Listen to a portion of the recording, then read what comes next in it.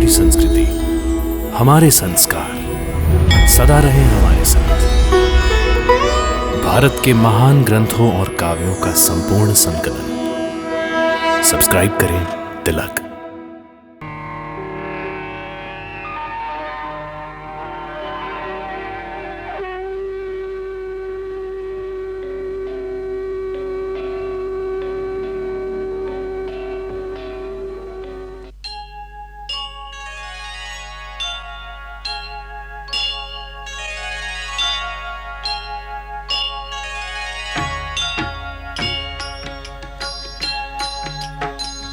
सीताराम चरित अति पावन, मधुर सरस अरु अति मन भावन।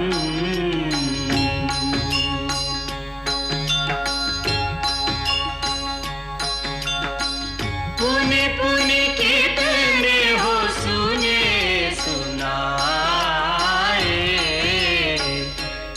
की प्यास बुझत न बुझाए।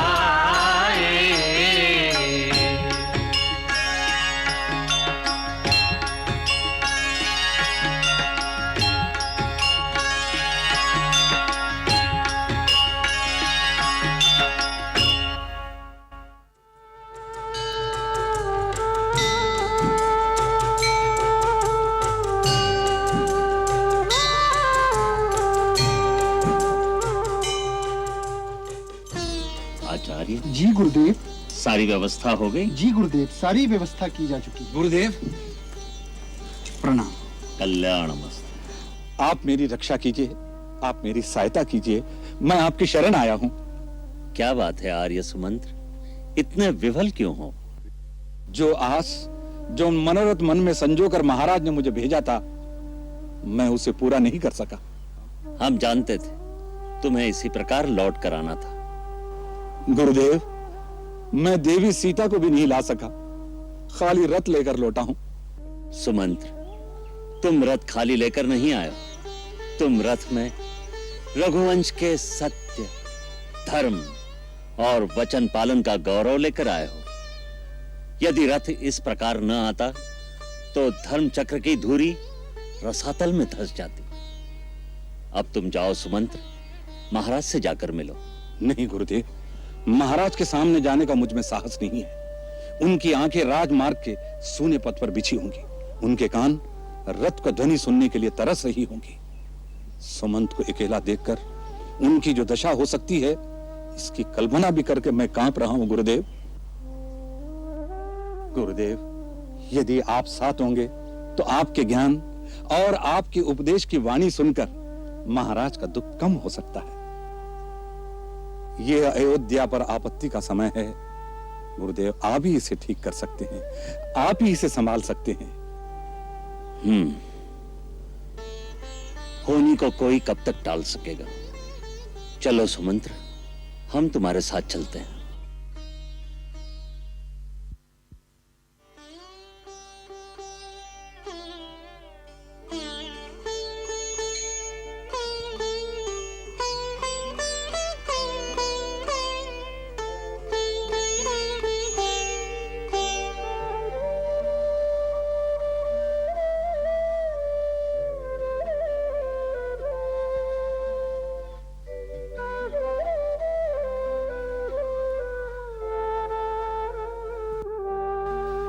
स्वामी, स्वामी।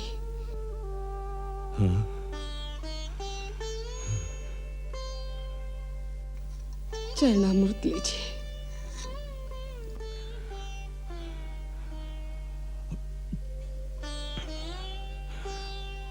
आज 5 दिन बीत गए हैं, राम को गए, अभी तक सुमंत्र नहीं आया।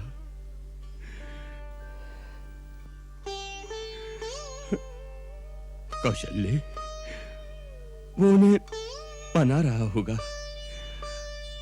राम बड़ा दृढ़ संकल्प वाला है, उसके निर्णय को बदलना कोई सरल कार्य नहीं। महाराज की जय हो। महाराज, गुरुदेव वशिष्ठ आर्य सुमंत्र के साथ पधार रहे हैं। वो आ गए, उन्हें शीघ्र ले आओ। जो आ गया।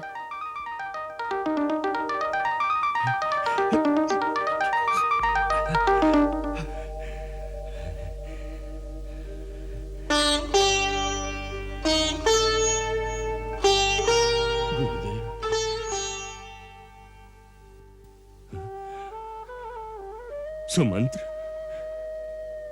अकेले आए हो? मेरा राम कहाँ है? मेरी सीता कहाँ है? सुमंत्र। क्षमा कीजिए महाराज, मैं आपकी आज्ञा का पालन नहीं कर सका। सुमंत्र, सीता को भी नहीं ला सके? हमारी इतनी सी बात भी नहीं रख सके तुम? हाँ महाराज, मैंने घोर अपराध किया है, राज आज्ञा का पालन नहीं किया है। मुझे दंड मिलना चाहिए, मुझे प्राण दंड मिलना चाहिए महाराज। नहीं, मत कहो महाराज मुझे। अब अयोध्या का न कोई राजा है न मंत्री है। अरे सुमंत्र, अयोध्या पर किसी का आधिपत्य होता तो इतना बड़ा अनाचार होने देता? बिना गुरुजनों से विचार विमर्श किए, बिना मंत्रिमंडल से मंत्रणा किए, एक नीच नारी के हाथ की कठपुतली बनकर अपने कुल का सर्वनाश कर डाला। सुमंत्र, सुमंत्र, यदि तुम मुझे राजा मानते हो तो मेरा आदेश मानो। अभी इसी क्षण मुझे रथ पर डालकर वहीं छोड़ाओ जहां मेरा राम है, जहां मेरे प्राण हैं। अवधेश, तुम जैसे धीर वीर धर्मज्ञ को इतनी दुर्बलता उचित नहीं। इतना बड़ा अनुचित अनर्थ अयोध्या में हो चुका है कि अब उचित शब्द के लिए ही कहीं स्थान नहीं रहा। राजन, तुम राम जैसे धर्मात्मा, कर्तव्यनिष्ठ पुरुषोत्तम पुत्र के पिता हो। वचन पालन के लिए जिस महायज्ञ का व्रत उस त्यागवीर ने लिया है, उसे छोटा ना बनाओ। गुरुदेव, उस महान आत्मा का पिता होकर भी मैं उसकी महानता तक नहीं पहुंच सकता। मैंने राम को राज्य देने का वचन देकर उसे देश निकाला दे दिया, तो भी उसी प्रकार मुस्कुराता हुआ चला गया। ऐसे पुत्र के बिछड़ने पर भी मेरे प्राण नहीं निकले। मेरे समान बड़ा पापी कौन होगा?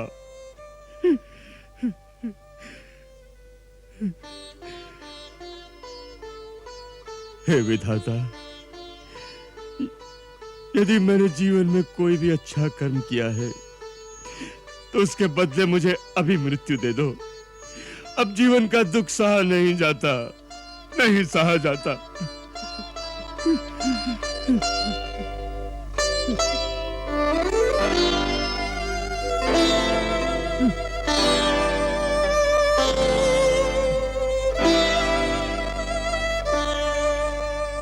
महाराज, आप तो स्वयं ज्ञानी हैं, शूरवीर और धैर्यवान हैं। इस तरह विवल होना आपको शोभा नहीं देता। जीवन मरण, हानि लाभ, प्रियजनों का मिलना और बिछुड़ना, ये सब काल और कर्म के अधीन है। जिस प्रकार दिन और रात्रि का आना कोई टाल नहीं सकता, उसी प्रकार अपने अपने समय पर सुख और दुख का आना अटल है। इसीलिए धीर वीर दुख सहकर भी शोक नहीं करते। परंतु कभी कभी दुख सहन की सीमा को लांघ जाता है गुरुदेव। राजन, राम के लिए आपकी ये मनोव्यथा आपके मोह के कारण है। अन्यथा ये वो समय है जब आपको अपने राम पर गर्व होना चाहिए। किंचित शांत मन से सोचिए, राम ने कितना महान कार्य किया है। इतने बड़े साम्राज्य का त्याग करके हंसते हंसते वन को चला गया है। क्यों? इसलिए कि आपका वचन झूठा न हो, इसलिए कि इतिहास में रघुवंशियों की कीर्ति को कलंक न लगे। कोई यह न कह सके कि रघुवंशी निजी सुख दुख के लिए अपनी बात से फिर जाते थे। राम को देखिए, उसने लेश मात्र शोक नहीं किया। परमवीर लक्ष्मण को देखिए, सीता को देखिए, जो एक राजा की पुत्री और एक चक्रवर्ती सम्राट की पुत्रवधू होकर भी अपनी खुशी से वन को चली गई। सब ने अपना अपना धर्म निभाया। राजन, तुम्हारा मस्तक इस समय गर्व से ऊंचा होना चाहिए। मुनिवर, यह कहना बहुत सरल है, निभाना बहुत कठिन है। कठिन समय में ही तो धैर्य की परीक्षा होती है। आपके सुख दुख से सारी प्रजा प्रभावित होती है। यह मत भूलिए कि इस समय आप पर बहुत बड़ा उत्तरदायित्व है राजन।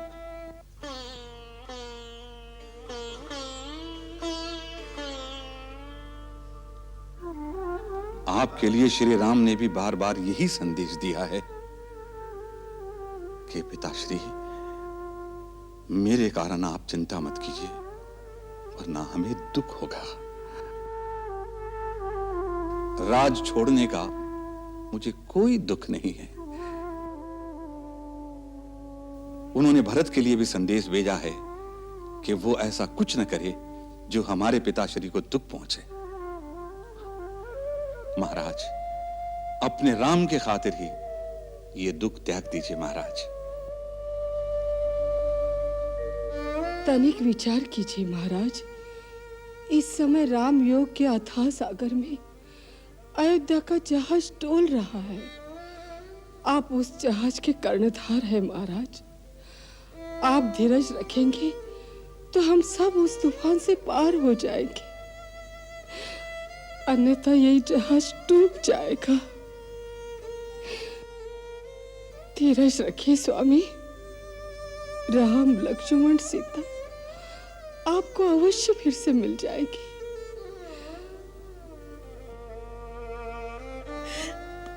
धीरज रखिए महाराज, धीरज रखिए।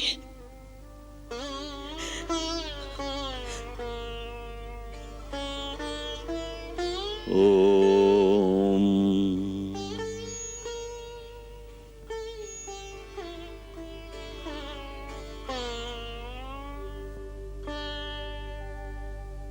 रानी, रानी, सब ठीक हो गया, सब ठीक हुआ। सुमंत्र लौट आया। राम, सीता, लक्ष्मण सहित गंगा पार करके वन में चले गए। अब कोई संदेह नहीं, कोई डर नहीं। परंतु महाराज, ये सब सुनकर महाराज ने सुमंत्र से क्या कहा? क्या कहते? विलाप करने लगे।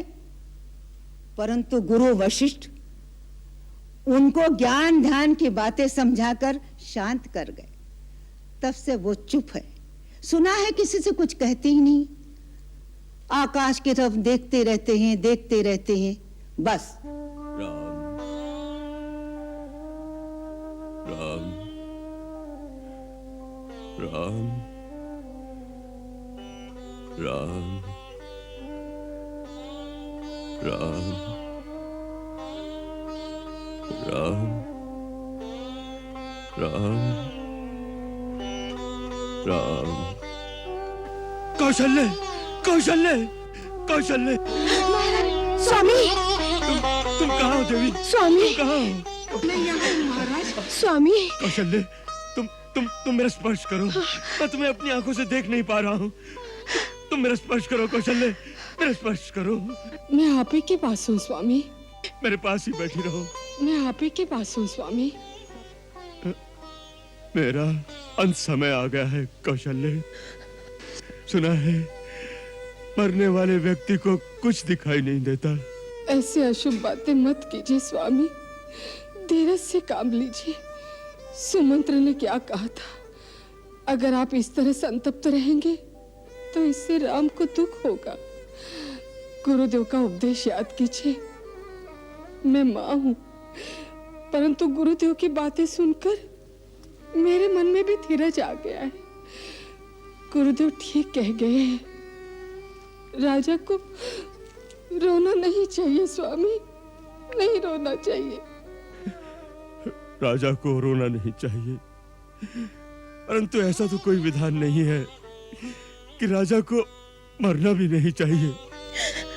आप धीरज रखेंगे तो हम लोग भी जी सकेंगे। परंतु मैं तो नहीं जी सकूंगा देवी। ऐसी अपशकुन बात मुझसे मत निकालिए स्वामी, मत निकालिए। कर्म फल को कौन बदल सकता है रानी? जो जैसा कर्म करेगा उसका फल उसे भोगना ही पड़ेगा। कोई कितना भी बड़ा सम्राट हो, उसकी शक्ति, उसका समस्त सैन्य बल कर्म फल भोगने से राजा को नहीं बचा सकता। यही विधि का विधान है। कर्म ही सबसे शक्तिमान है, उसके आगे सबको शीश झुकाना पड़ता है। उस अंधे मुनि ने मुझे ठीक ही शाप दिया था।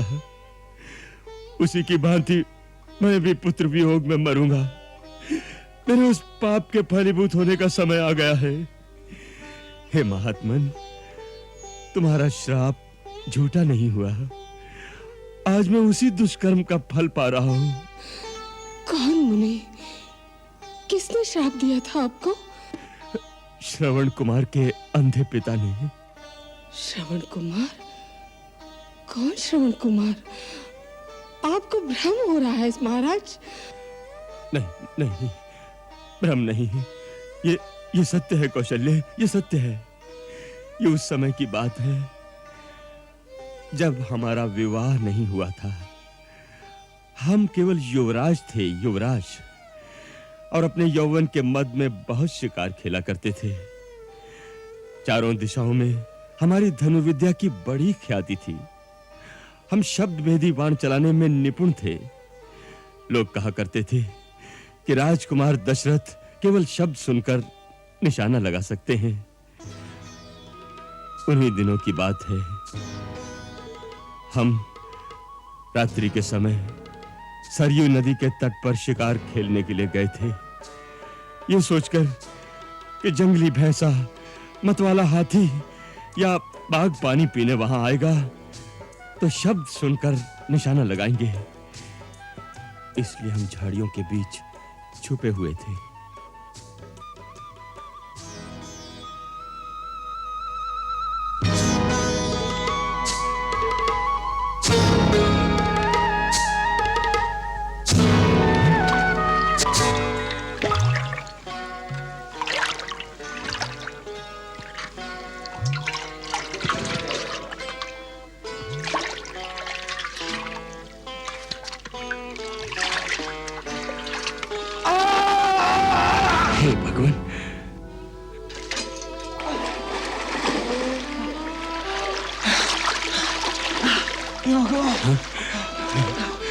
हे भगवान, भगवान, किसने मुझे तीर मारा?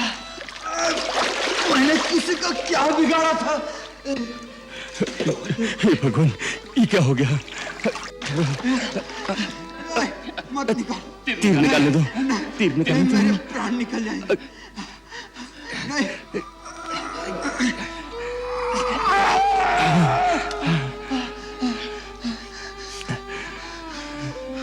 अरे क्रूर पुरुष, कौन हो तुम जिसने मुझ जैसे निरपराध प्राणी की हत्या की? मुनि कुमार, मैं निर्दोष हूं। निर्दोष? एक निरपराध प्राणी को मारकर निर्दोष बनता? तपस्वी कुमार, मैं तुम्हें किस प्रकार विश्वास दिलाऊं? ये सब भूल से हुआ है। रघुवंशी तो कभी सपने में भी किसी निर्दोष पर प्रहार नहीं करता। रघुवंशी? हाँ, दशरथ, अयोध्या का युवराज। युवराज दशरथ? युवराज होकर तुमने ऐसा पाप किया?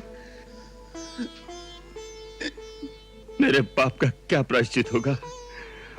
अपने प्राण देकर भी मैं तुम्हारे प्राणों की रक्षा करने को तैयार हूं। व्यर्थ, व्यर्थ युवराज, व्यर्थ। तुमने एक बाण मारकर तीन हत्या कर दी है। मेरे माता पिता दोनों अंधे हैं। मैं ही उनका एक सहारा हूं। वो चल फिर नहीं सकते। मृत्यु के बाद वो अवश्य मर जाएंगे। मैं तो उनके लिए जल लेने आया था। वो अभागे मेरी प्रतीक्षा में अधीर हो रहे होंगे। हे भगवान, मैं उनके सूखे कंठ में ये जल पहुंचा सकता। मेरी अंतिम सेवा उन तक पहुंच सकती, मेरी अंतिम सेवा उन तक पहुंच सकती। क्षमा कर दो मुनि कुमार, मुझे क्षमा कर दो। अरे मेरे क्षमा करने से क्या होगा? तू अभी मेरे पिता के पास चला जा और अपने मुंह से अपना अपराध स्वीकार कर ले। शायद वही तुम्हें क्षमा कर दे, नहीं तो उनकी क्रोधाग्नि में जलकर तुम भस्म हो जाओगे। उन्हें ये शीतल जल अवश्य पिला देना और कहना मेरे भाग्य में बस इतनी ही सेवा लिखी थी। युवराज, युवराज, मैं मर रहा हूं, तुम्हें मेरी शपथ है। मेरा अग्नि संस्कार बाद में करना। मेरे माता पिता को ये जल अवश्य पिला देना। मेरे माता पिता को ये जल अवश्य पिला देना, अवश्य पिला देना।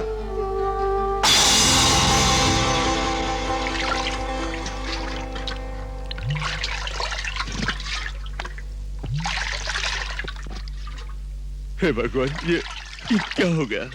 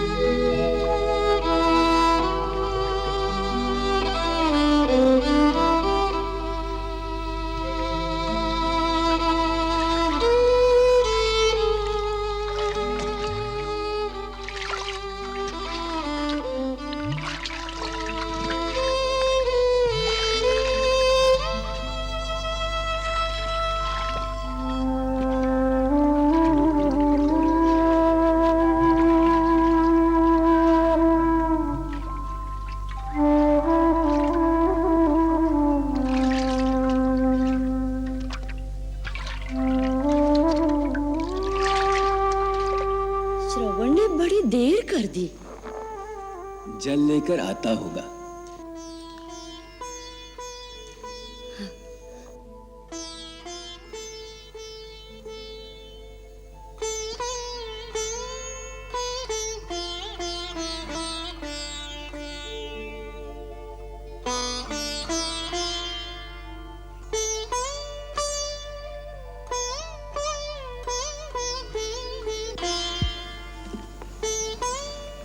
लगता है आ गया श्रवण। श्रवण बेटा आ गए? पानी ले आ बेटा। तुम्हें आने में देर हो गई तो तुम्हारी माता चिंता करने लगी। मैंने कहा सरयू में स्नान कर रहा होगा, इसीलिए देर हो गई, है ना बेटा? संकोच न कर तात, हम दोनों में से कोई तुझे कुछ नहीं कहेगा। अरे इसमें कहने की बात ही क्या है? देर हो गई तो हो जाने दे। तू तो बेटा हम दो निराधार निर्बल जीवों का जीवन आधार है। हम अंधों की आंख है, इन दुर्बल हाथों की लकुटियां है। ला ला बेटा, अपने हाथ से जल पिलाकर हमारी आत्मा को शीतल कर दे। ला बेटा। नहीं नहीं बेटा, पहले पहले अपने पिता को पिला, पिता को पिला बेटा।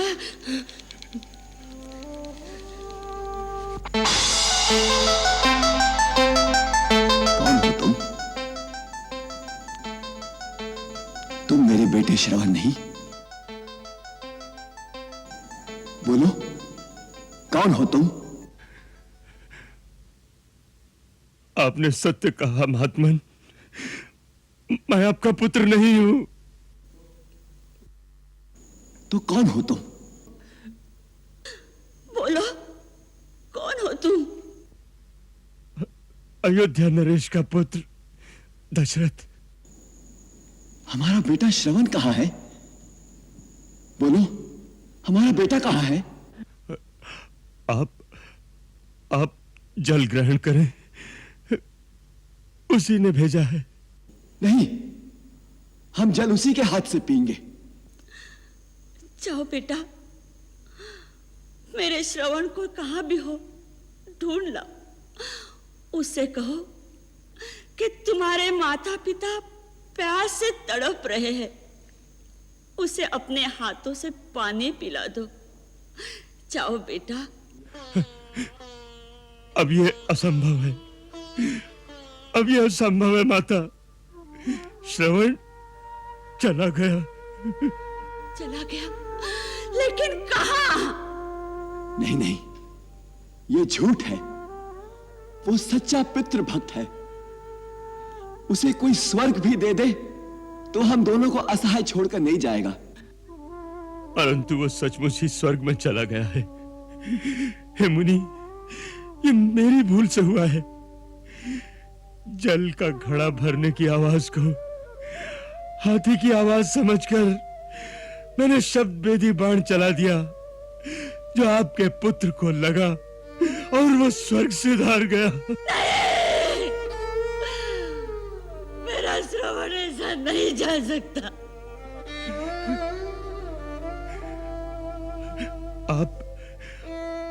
आप थोड़ा जल पी ले, यही अंतिम इच्छा थी श्रवण की। अरे हत्यारे, तू क्या पिलाएगा जल? पानी तो केवल पुत्र पिलाता है। जीवन में, मरण में। श्रवण, बेटा श्रवण, मुझे अकेले छोड़कर मत जा मेरे लाल। मत जा मेरे लाल। देख, मैं भी आ रही हूँ तेरे साथ। ढेर पुत्र, मैं आ रही हूँ श्रवण। श्रवण, मैं आ रही हूँ, मैं आ रही हूँ।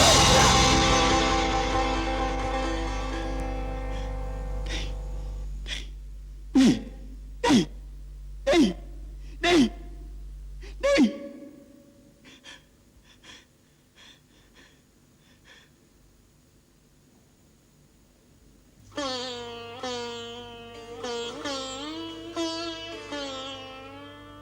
तू हमारे पुत्र की अंतिम इच्छा नहीं, हमारे लिए काल बनकर आया है, यमदूत बनकर आया है। निर्दयी, क्या तेरे तरकस में एक ही तीर था? निकाल दूसरा बाण, बेड़ डाल मेरा हृदय भी, ले ले मेरे प्राण। क्षमा महात्मन, क्षमा। तुझे क्षमा? अरे नीच, निराधम, तूने एक निर्बल निर्दोष मानव को अपने तीर का निशाना बना डाला। हत्यारे, तूने एक तीर से 3 हत्याएं की है। मेरा पुत्र मर गया, मेरी पत्नी मर गई। अब मैं अकेले जीकर क्या करूंगा? मैं भी मर रहा हूं। परंतु दशरथ, मैं तुझे श्राप देता हूं। पुत्र वियोग में आहत पिता की आत्मा तुझे श्राप देती है। जिस प्रकार पुत्र वियोग में तड़प तड़प कर मैं मर रहा हूं, तू भी पुत्र वियोग में मरेगा। मेरी तरह पुत्र वियोग में तड़प तड़प कर मरेगा। मेरी तरह पुत्र वियोग में तड़प तड़प कर मरेगा। तड़प तड़प कर मरेगा। तड़प तड़प कर।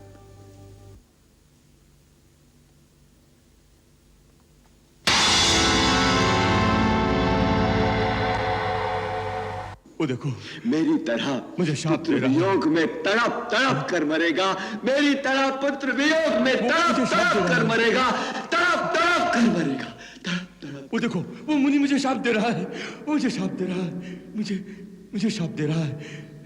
तू भी पुत्र वियोग में मरेगा, मेरी तरह पुत्र वियोग में तड़प तड़प कर मरेगा, मेरी तरह पुत्र वियोग में तड़प तड़प कर मरेगा, मेरी तरह पुत्र वियोग में तड़प तड़प कर मरेगा, तड़प तड़प कर मरेगा।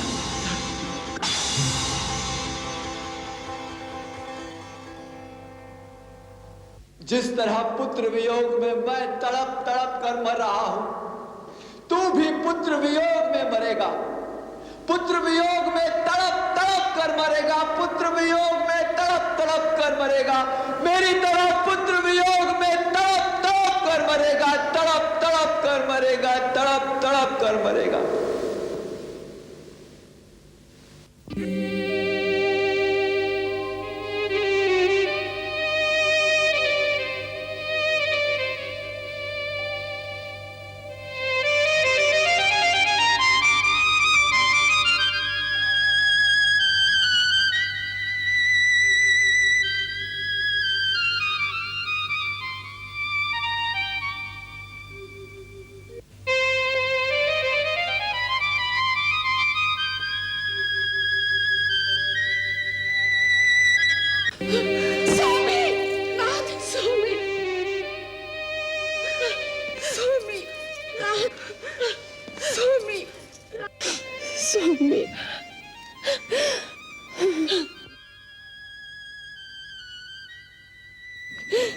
स्वामी कुछ तो बोले स्वामी।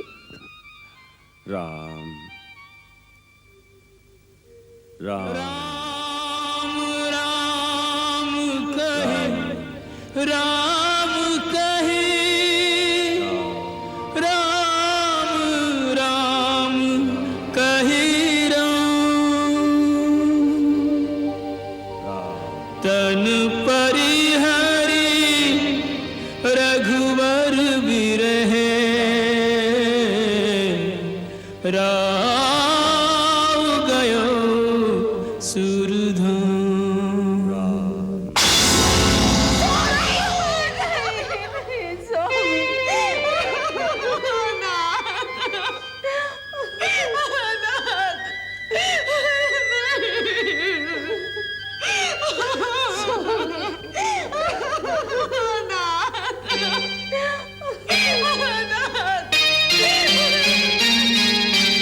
अधरों पर मुस्कान सजी है, समा गई ज्योति में ज्योति, ऐसी भक्ति में मृत्यु जगत में किसी किसी प्राणी की होती, किसी किसी प्राणी की होती।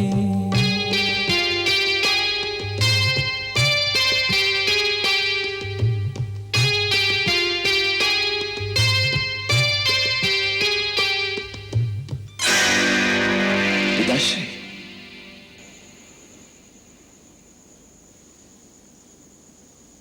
क्या हुआ भैया?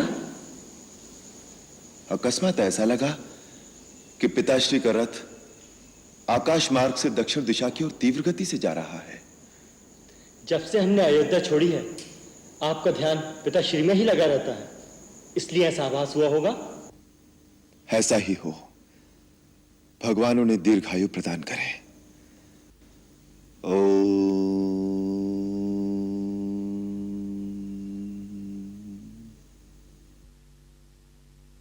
मंगल भवन अमंगल हारी, प्रभु सुदशरथ अजिर बिहारी।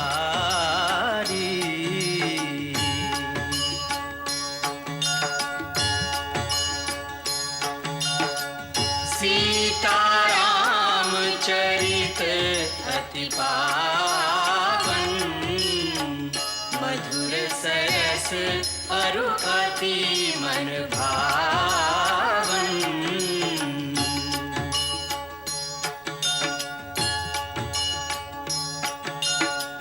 पुनि पुनि कितने हो सुने सुनाए,